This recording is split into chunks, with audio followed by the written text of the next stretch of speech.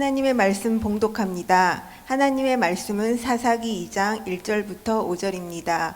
여호와의 사자가 길갈에서부터 보김에 이르러 가로되 내가 너희로 애굽에서 나오게 하고 인도하여 너희 열조에게 맹세한 땅으로 이끌어 왔으며 또 내가 이르기를 내가 너희에게 세운 언약을 영원히 어기지 아니하리니 너희는 이 땅 거민과 언약을 세우지 말며 그들의 단을 헐라하였거늘 너희가 내 목소리를 청중치 아니하였도다. 그리함은 어찌 임뇨. 그러므로 내가 또 말하기를 내가 그들을 너희 앞에 쫓아내지 아니하리니 그들이 너희 옆구리에 가시가 될 것이며 그들의 신들이 너희에게 올무가 되리라 하였노라. 여호와의 사자가 이스라엘 모든 자손에게 이 말씀을 이르며 백성의 소리를 높여 운지라. 그러므로 그것을 이름하여 복임이라 하니라.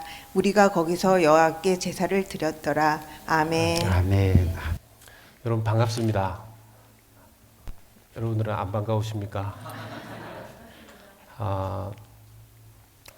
제가 남의 교회에 와서 찬양하는데 주책 맞게 왜 자꾸 눈물이 나는지 보통 찬양하면 이렇게 아까 찬양할 때 제가 보니까 찬양 인도하시는 분과 성도님들이 찬양을 하는데 스피커 볼륨도 높고 또 찬양하시는 분들도 뜨겁게 해서 이게 소리가 크게 나는 그런 찬양들을 다 하시는데 보통 그렇게 볼륨이 높으면 좀 거슬리기 쉽거든요.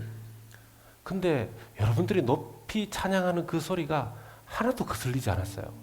정말 이 공간이 하나님의 은혜로 꽉 충만하게 꽉 차는 그런 경험을 했습니다. 하나님의 성령의 임재가 그렇게 충만하게 여기에 임해 계신 줄로 믿습니다. 오늘 여러분들과 함께 나누고 싶은 말씀 전에 제가 읽었던 책 중에서 늘 기억에 남는 책의 내용이 있습니다. 뭐냐면 어느 해변가 마을에 대한 이야기인데요. 태풍이 부는 시즌이 되면 바다에 폭풍이 몰아쳐서 그 해변가 마을 앞에 지나다니던 배가 그 바다 앞에서 좌초되는 겁니다. 뒤집어지는 거죠. 해변가 사람들은 자기의 위험을 무릅쓰고 그 좌초된 배에 달려가서 사람들을 구출해냈고 구조된 사람들은 해변가 사람들에게 너무 감사하고 고맙다는 그런 이야기들을 늘 했습니다. 그런 일들이 그 시즌 태풍 부는 시즌이 반복되니까 그런 일들이 많아지죠. 아예 해변가 마을 사람들은 자율 해상 구조대 이런 것들을 만들어서 아예 본격적으로 트레이닝을 하고 준비해서 그 시즌만 되면 조금이라도 어려운 일이 생기면 곧바로 사람을 구해내는 그런 일들을 했습니다.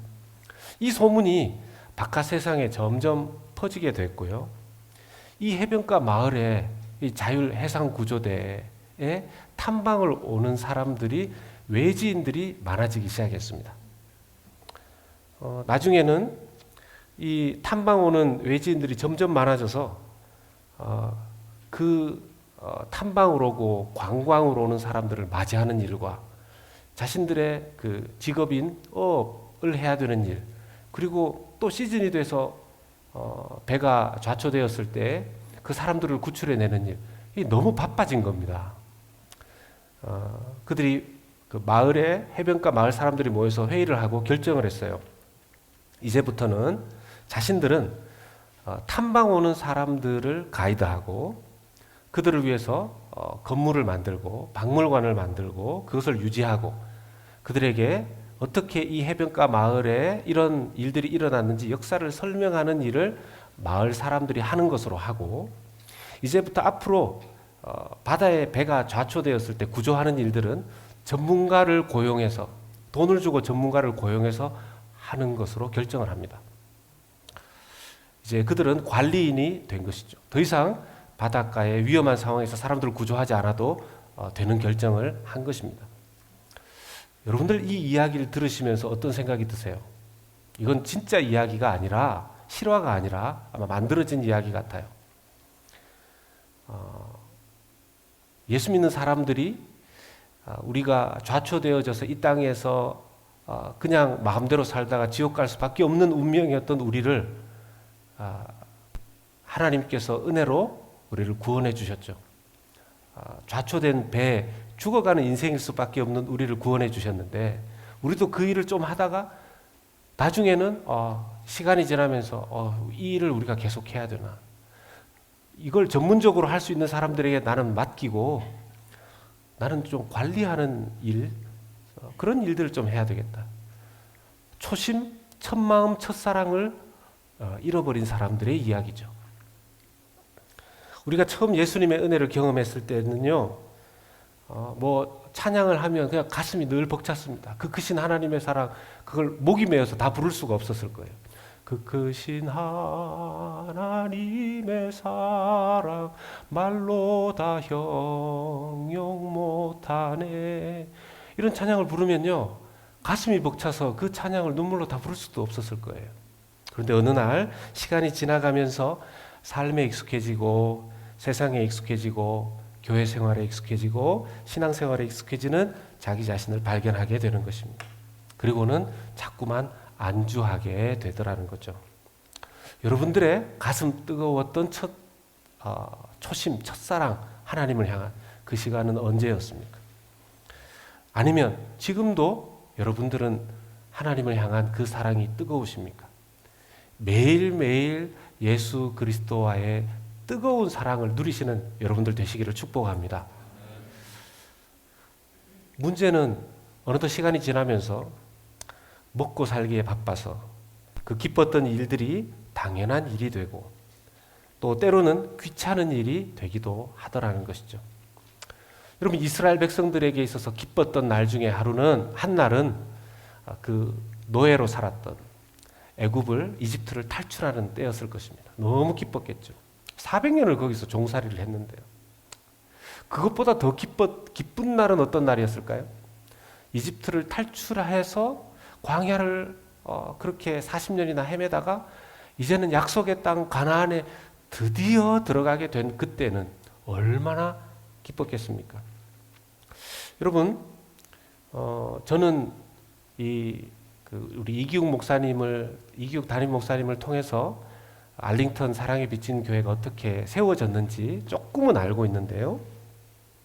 처음에 아마 알링턴 사랑에 비친 교회가 개척되었을 때 이 미국 교회, 저 미국 교회 이리저리 다니시면서 새들어 살고 그렇게 하다가 교회를 건축해서 첫 입당 예배를 드렸을 때 여러분들 아마 그때 계셨던 분들 너무너무 기쁘셨을 것 같습니다. 아마 그 기도가 그러지 않았겠어요? 하나님, 제 인생을 바쳐서 이 교회가 반드시 부흥되는 것을 보며 헌신하겠습니다. 이랬던 기도가 있으셨을 거라고 믿습니다. 아멘이십니까? 지금도 아멘 하시는 여러분들 정말 멋진 성도들입니다. 마치 애굽에서 종살이하던 부모 세대의 후손들이 이제야 자유의 땅 가나안에 들어가서 마음껏 집 짓고 이제 편안하게 살게 되었는데요. 이제 요단강을 건너서 가나안을 1.8마일 앞둔, 여러분 1.8 마일스면요 걸으면 20분 정도, 그죠? 걸으면 20분 정도, 뛰면요 10분이면 도착할 수 있는 거리입니다. 하나님께서 그 가나안 땅에 들어가서 너희들 집 짓고 마음껏 살아라 라고 하지 않으시고 1.8마일을 앞둔 그 위치에서 여리고성 앞에서 멈추게 하시고 거기에서 할례를 행해라. 여러분, 할례가 뭔지 아시죠? 남자들에게 이제 하는 거죠. 할례를 행하고 유월절 의식을 지켜라, 이렇게 말씀하십니다. 아까도 말씀드렸지만 여러분, 적들이 그 이스라엘 백성들의 코앞에 있습니다. 뛰면 10분, 걸으면 20분. 만약에 그때 그들이 할례를 받고 있다는 이야기를 여리고 가나안 땅의 적들이 들으면 이건 그때 전쟁하고 쳐들어오면 몰살하는 거예요. 다 죽는 겁니다. 제대로 전쟁할 수 있는 남자가 없는 겁니다. 이 말씀에 그 가나안에 들어가게 되는 출애굽 2세대들이죠. 순종했을까요? 안 했을까요? 놀랍게도 순종합니다. 여러분, 이건요 세상 말로 하면 insane, 미친 거예요. 이 크레이지, 미친 짓입니다. 전쟁을 앞두고 칼을 갈아야죠. 총기를 잘 이 기름칠을 해서 내일 그 총을 쓰고 칼을 써야 되는 거죠. 물론 그때 총이 있었다는 뜻이 아니고 무기를 준비해야 되는데 아예 할례를 행하라니요. 근데 더 놀라운 것은 그것에 순종하는 출애굽 2세대들입니다. 믿음 진짜 좋지 않습니까? 믿음 진짜 좋지 않습니까? 자, 그런데 그렇게 믿음 좋게 생명을 걸고, 그러니까 이건 이런 뜻이죠.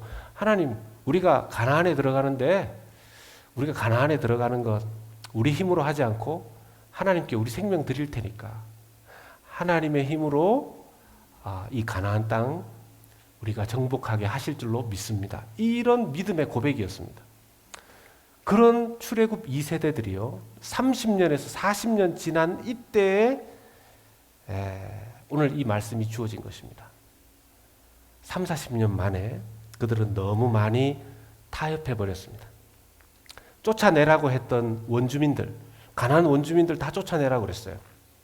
근데 쫓아내지 않았고 그 가나안 원주민들에게 토지 경작을 맡겼습니다.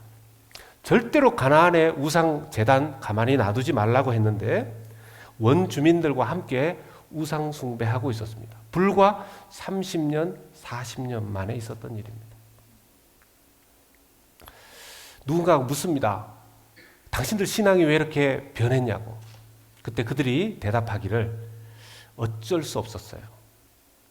이 세상에, 이 땅에, 가나안 땅에서 먹고 살려면 어쩔 수 없었어요. 그게 대답이었습니다. 여러분, 많이 들어본 이야기 같지 않습니까?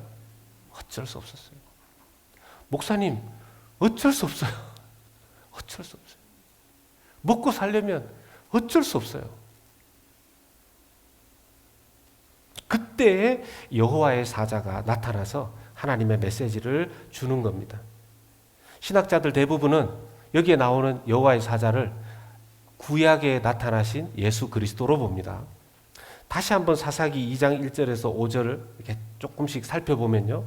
사사기 2장 1절은 여호와의 사자가 이렇게 말씀합니다.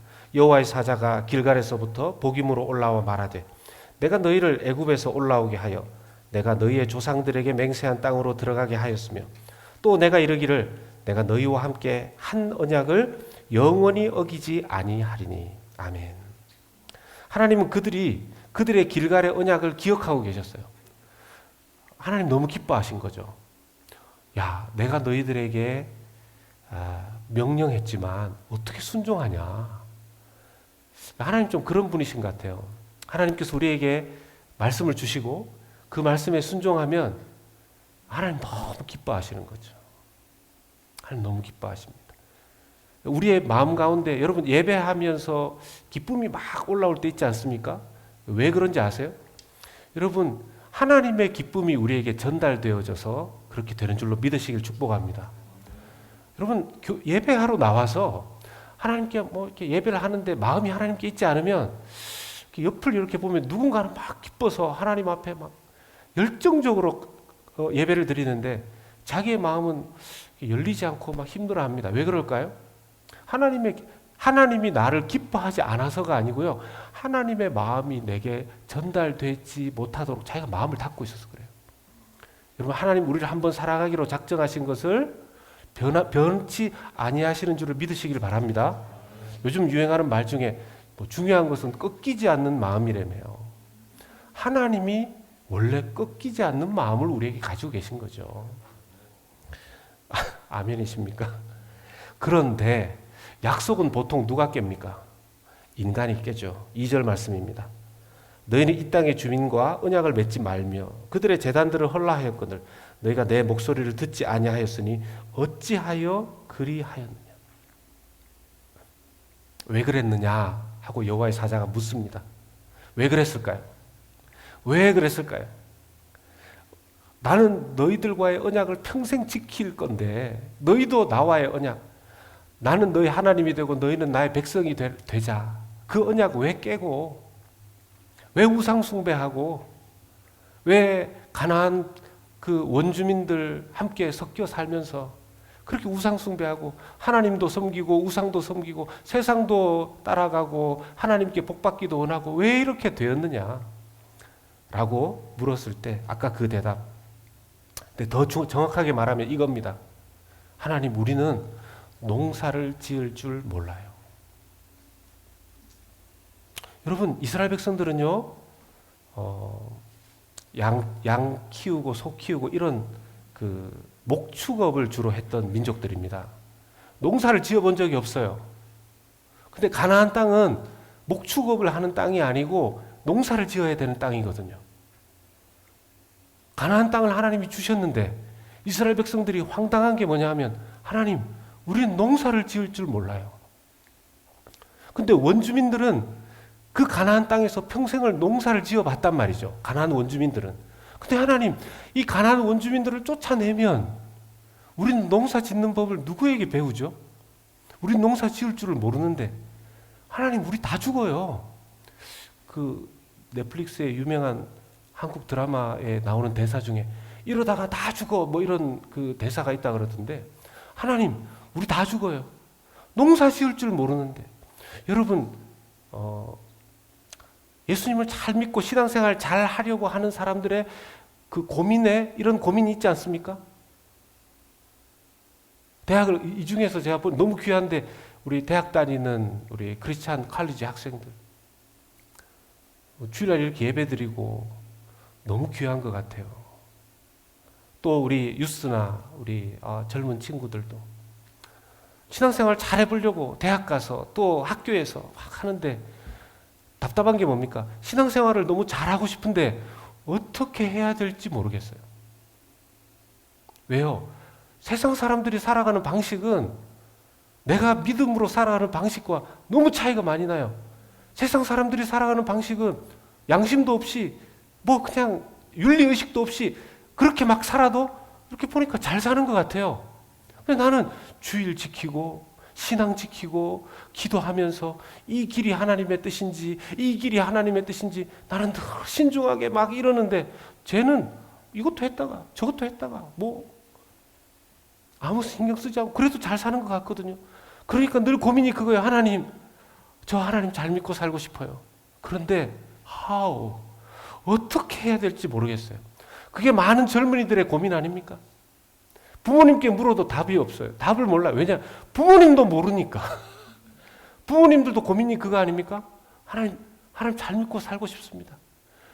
주일날 예배 드리는 거 당연히 하나님 그렇게 해야 되지만 삶의 순간순간마다 세상의 방법과 하나님의 방법 속에 갈등이 너무 되잖아요.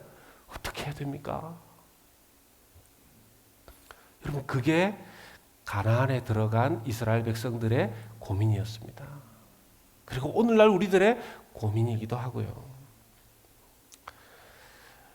이제 그런 고민에 타협할 때 문제가 없는 것 같은데 시간이 지나면서 문제가 생기죠. 사사기 2장 3절 말씀입니다. 성경에 있는 분들은 같이 읽겠습니다. 사사기 저지 챕터 2 verse 3 우리 같이 읽어보겠습니다. 시작. 그러므로 내가 또 말하기를 내가 그들을 너희 앞에서 쫓아내지 아니하리니 그들이 너희 옆구리에 가시가 될 것이며 그들의 신들이 너희에게 올무가 되리라 하였노라. 아멘. 너무 가슴 아픈 이야기죠. 세상 사람들과 함께 잘 지내면서 농사도 짓고 살려고 했었는데 그 일들이, 그 사람들이 내 옆구리에 가시가 되고 나의 인생의 올무가 뭐냐면 트랩이잖아요. 트랩. 발목 잡혀서 앞으로 못 나가는 덫입니다. 세상 속에서 남들 알지 못하는, 여러분 옆구리에 가시 박혀 보셨습니까? 손톱 밑에 가시만 있어도 우리가 너무 신경 쓰여서 다른 일을 하기가 어려워요. 여러분, 근데 옆구리에 가시 박히면 이건 뭐 할 수가 없죠. 근데 문제는 옆구리에 가시 박힌 걸 다른 사람들이 알까요? 잘 모르죠. 근데 늘 이렇게 옆구리를 요즘 그런 옷도 유행이라던데 이렇게 옷이 들려져서 옆구리, 배와 이걸 자랑하는. 옆구리에 가시 박힌 걸 사람들에게 자랑할 수도 없고 나만 아는 아픔인 거죠. 근데 보통 아픔이 아니에요. 여러분, 그냥 하나님 절반, 세상 절반 살다 보면 이렇게 살아도 별 문제 없네. 그런 것 같지만 남들 알지 못하는 영적인 그 옆구리에 가시 박힌 것 같은, 또는 남들에게 말할 수 없는 내 인생에 덫에 걸린 것 같은 올 스톱 된다. 특히 남자분들 50대에 들어가면 그런 일이 생긴다 그래요. 정서적으로도 50대가 되면 무기력증과 우울증이 그냥도 오는데, 영적으로 신앙생활 제대로 안 했다면 그 시기에 영적 무기력증, 무엇인가 덫에 걸린 것처럼 앞으로도 뒤로도 옆으로도 못 가는 그런 현상이 생기기가 너무 쉽습니다. 그때 막 어떻게 해야 될지를 몰라 하는 경우가 많죠. 뭐 기도합니다. 하나님 저한테 왜 이러십니까? 저 하나님 믿고 지금까지 살아왔습니다.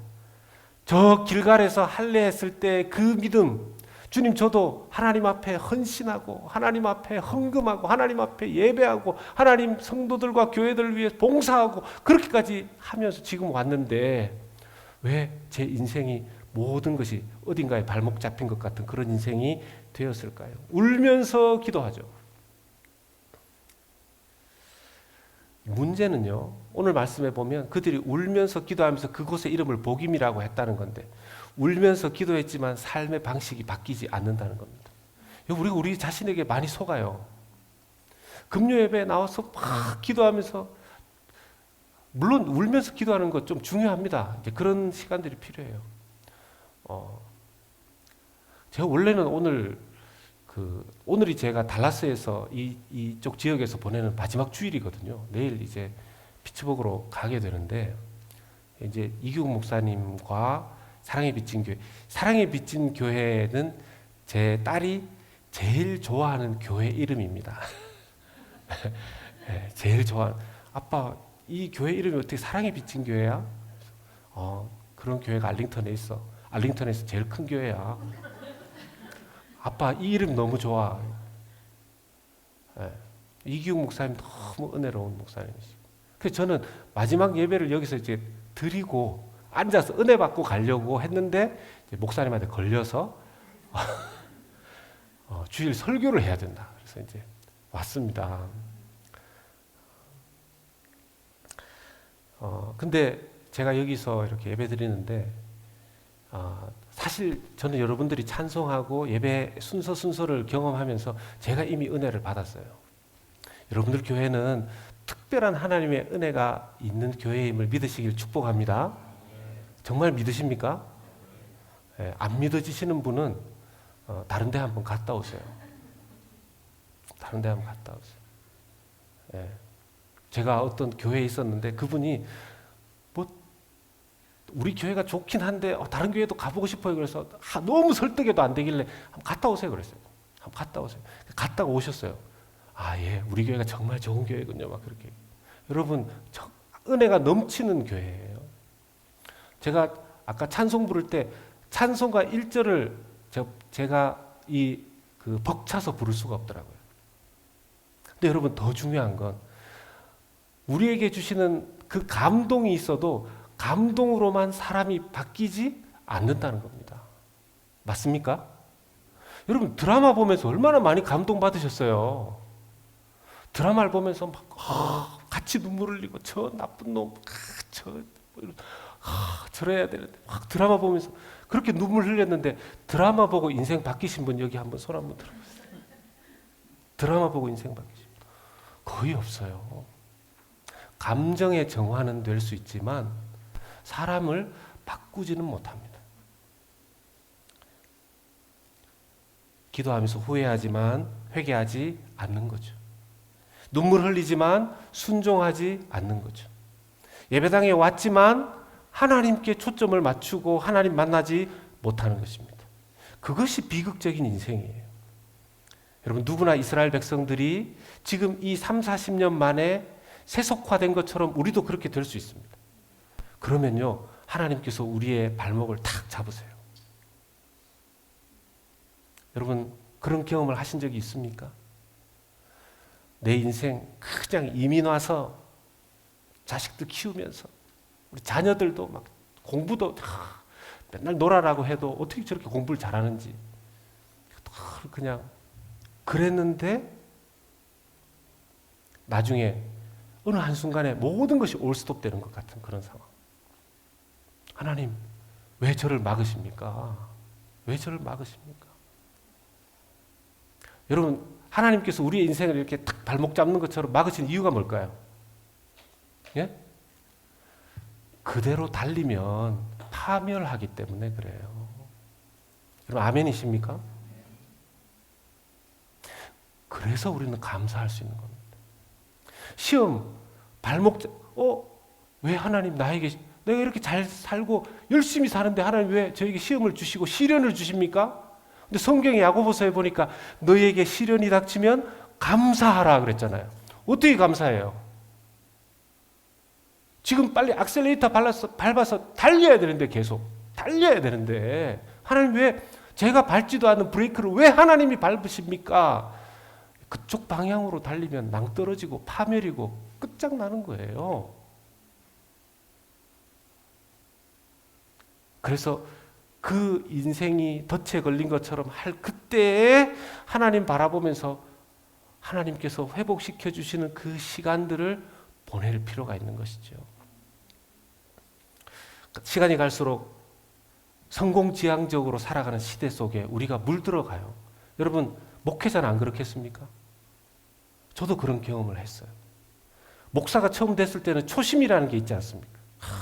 정말 하나님만 섬기고 성도들 사랑으로 잘 섬기고. 근데 시간이 지나면서 저도 하나님 저도 좀 이렇게 규모 있는 숫자 있는 사역하고 싶고 저도 좀 누리고 싶고 제게도 성공적인 목회자가 되고 싶은 그 욕심이 슬슬 들어오는 거죠. 어느 한순간 제가 목회하고 사역하다가 제 사역과 제 삶의 모든 것이 스탑되는 것처럼 발목 잡힌 것처럼 된 그 순간에 하나님 섬기며 살아온 목사의 인생에 왜 이런 어려움이 있습니까? 돌아보면서 깨닫게 됐죠. 너 정말 하나님만 바라보고 있는 거냐?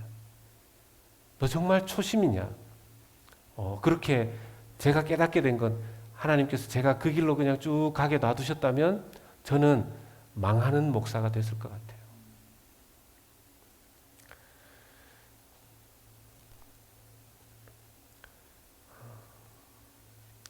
어떻게 하면 다시 그러면 회복될 수 있을까요? 여러분들과 나누고 싶은 한 가지 이야기가 더 있습니다. 자기가 어느 정도로 교만한지 몰랐고 그냥 예수님의 제자로 쭉 달려가면 한 자리 차지할 것 같았던 베드로라는 제자가 있지 않습니까? 근데 예수님께서 십자가에 고난 당하시기 위해서 끌려가시는 그날 밤에 그는 예수님의 예언처럼 예수님을 3번 부인합니다. 예수님을 3번 부인했을 때 공교롭게 그 세트장이 여러분 우리의 삶의 현장은 하나님께서 마련해 놓으신 세트장 같아요. 삶의 세트장 안에 예수님을 3번 부인할 때 숯불이 있었습니다. 밤에 새벽에 추웠기 때문에 그 숯불 불빛이 있는 그곳에서 이렇게 손을 쬐면서 여러분 이렇게 숯불이 막 불이 피어오르면 얼굴이 벌겋게 이렇게 반사되죠. 나는 예수님 모릅니다. 저 사람 모릅니다. 아무리 그랬을 때 그런 이야기를 할 때 예수님께서 가까운 거리에 있어서 예수님이 베드로의 목소리를 다 들으셨어요.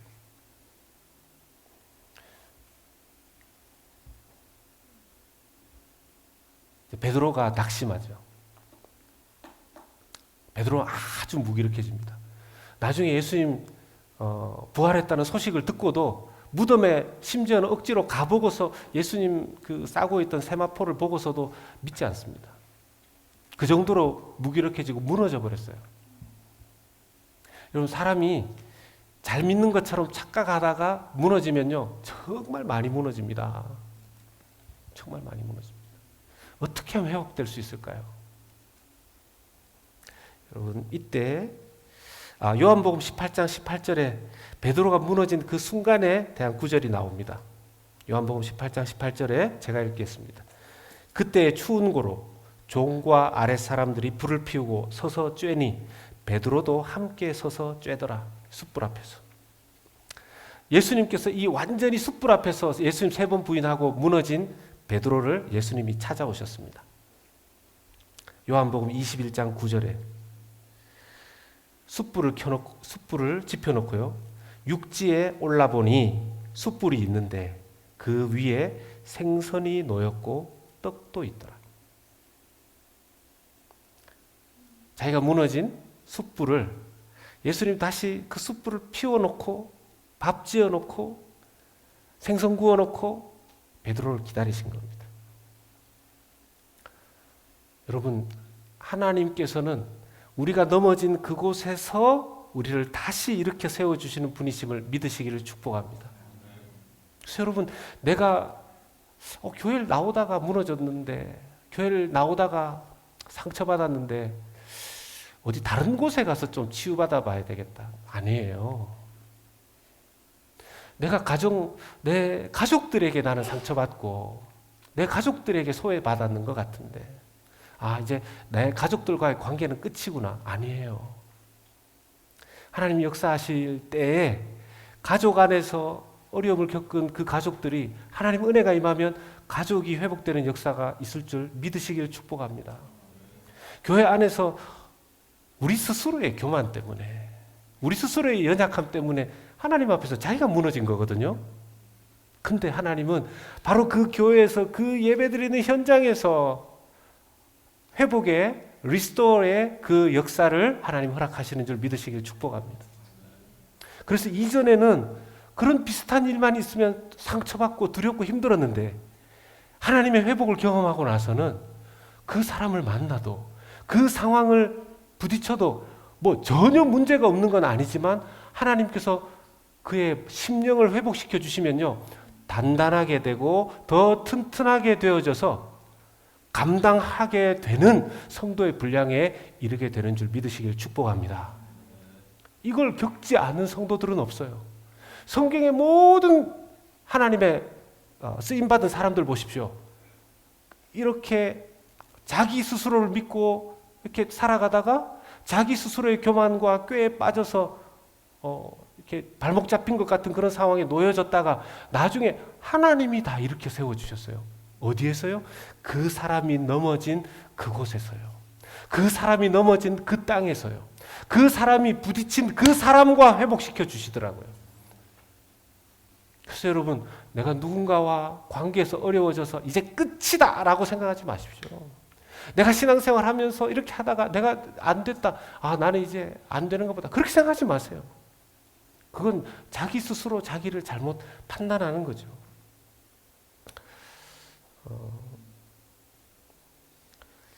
여러분, 올 한 해 길갈에서 출애굽 2세대들이 할례하면서 하나님, 내가 목숨 걸고 하나님 믿고 이 땅을 살아가겠습니다 하는 그 길갈의 신앙이 여러분들 올 한 해 신앙이 될 수 있기를 주님의 이름으로 축복합니다. 원래는 여러분, 가나안에 농사 잘 짓는 법을 가지고 있는 그 백성들을 다 쫓아내면 이스라엘 백성들이 농사 지을 줄 모르잖아요. 그러면 상식적으로 생각하면 농사를 지을 줄 모르는 사람들이 농사를 짓겠다고 그러고 씨를 뿌리고 뭐 하면 상식적으로는 망해야 됩니까? 안 망해야 됩니까? 망해야 되죠. 근데 망할까요? 안 망할까요? 안 망해요. 이게 신앙의 믿음의 신비입니다. 여러분, 헌금을 성경에 나와 있는 대로 헌금 생활하고 신앙 생활하고 이렇게 하면 원래 이렇게 계산을 해보니까 걔도 막 애도 학교 가야 되고 막 이렇게 지금 뭐도 이거 뭐 바꿔야 되고 뭐 장비도 이래 그렇게 헌금하고 이렇게 하고 하면 이게 계산기가 안 나오는데 원래 그러면 우리 집은 적자인가? 아니면 이거 이렇게 잘못 작정한 선교 헌금 잘못 작정해서 내 인생은 뱅크럽시 되고 교회는 선교사님은 잘 되고 그렇게 되는 건가? 이게 원래 계산적으로는 그렇게 돼야 되는 게 사실은 맞아요. 사실은 맞아요. 근데 에라 모르겠다. 그냥 죽으면 죽고 해서 했는데 그럼 진짜 망할까요? 안 망할까요? 안 망해요. 이게 진짜 신앙의 신비한 계산법입니다. 진짜 신비한 세상의 계산법이에요. 여러분, 우리 인생은 우리의 믿음이란 사실은 그렇습니다. 우리의 믿음은 계산이 다 안 돼요. 우리 젊은이들 아시죠? 이제 예수님 붙잡고 공부하고 대학 나오고 또 직장 가지고 뭐 이렇게 하면서 믿음으로 이 세상 살려고 하면요, 판판이 어렵습니다. 예수님 잘 믿고 기도했으니까 막 그냥 홍해가 갈라지듯이 그냥 직장 생활하면 쫙쫙, 올해는 10만 불, 내년에는 20만 불, 연봉이 막 쫙쫙 100만 불씩. 그렇게 안 돼요. 죄송합니다. 제 초를 치는 게 아니고 잘 되다가도 막 너무 괴로워지고 그래요. 그게 영적으로 그런 일들이 생겨요. 근데 그게 그때 모르겠다. 저 세상 사람들도 저렇게 사니까 그렇게 할 것이 아니라 여러분, 하나님께서 우리를 구조하시고 구원하시기 위해서 부분적으로 헌신하셨습니까? 아니면 하나님께서 우리를 살리시기 위해서 완전히 우리에게 올인하시고 헌신하셨습니까? 하나님이 원하시는 건요, 우리가 우리의 인생에 주님께서 우리를 위해서 올인하셨듯이 우리도 주님께 올인하기를 원하시는 줄로 믿으시길 축복합니다. 근데 원래 그렇게 올인하면 망해야 되거든요. 근데 놀라운 건 안 망한다니까요. 이 증인 중에 이기욱 목사님, 사모님, 이 가정이 그 증인 아닙니까? 제가 어느 정도의 스토리를 알고 있거든요. 여기 계신 함께 해오신 성도님들이 그 증인들 아니십니까? 여러분, 망할 것 같은데 안 망해요. 믿음으로 살 때 하나님께서 내가 주님이 내게 올인하신 것처럼 나도 주님께 길갈의 신앙으로 올인할 때 올 한 해 또 하나의 기적을 맛보는 그런 역사들 여러분들에게 있으시기를 주님의 이름으로 축원합니다. 저도 이제 피츠버그로 올라가게 되는데요. 저도 제 마음에 동부에 살아본 적이 없습니다. 원래 캘리포니아로 공부하러 왔다가 교회 사역하고 또 이곳 중부에 또 달라스에서 사역하고 이제 피츠버그로 올라가게 되는데 그냥 하나님 무슨 일이 일어날지 모르지만 사명 하나만을 붙잡고 갑니다 하는 그런 마음으로 갑니다. 사랑하는 성도 여러분, 숯불 앞에 무너졌던 베드로를 숯불 앞에서 다시 일으켜 주시는 예수 그리스도의 그 회복의 은혜를 붙잡고 그 뜨거운 사랑의 은혜로 우리가 뭐 하나님 앞에 헌신한다고요? 헌신 예배. 우리가 헌신하는 건 그냥 어쩔 수 없이 헌신이 아니라 하나님께서 우리에게 다 헌신하셨기 때문에 우리는 그저 기쁨으로 우리 자신을 드립니다 고백하는 우리 모든 사랑의 빚진 교회 성도님들 되시기를 주님의 이름으로 축원합니다. 기도하겠습니다.